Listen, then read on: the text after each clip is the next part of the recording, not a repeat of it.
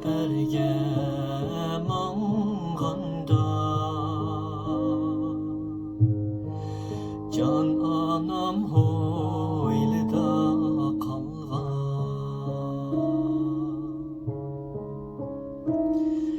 Мен сәпәргә маңғанда жан атам һойлыда калган. Качан килер балам деп кара көзиге яш алган.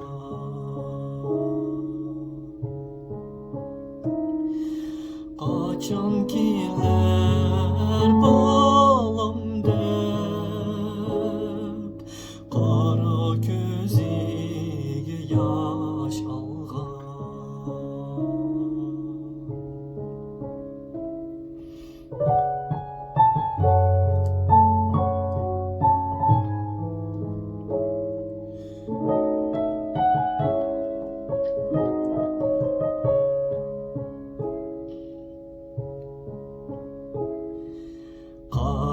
Карамайдың айрылдық, үрімчиден айрылдық.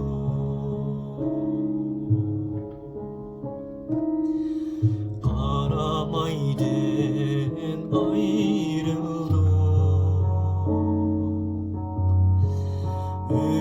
үрімчиден айрылдық.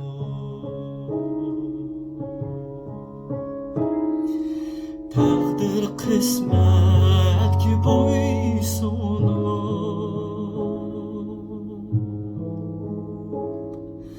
өз yurtimizden ayrıldık.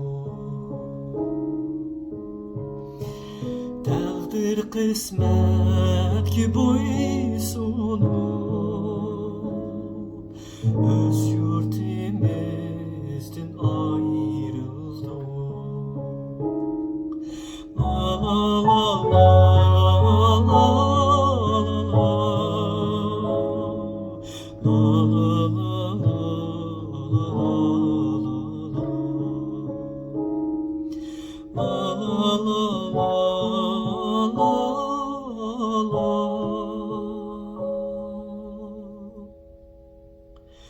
öz yurtimiz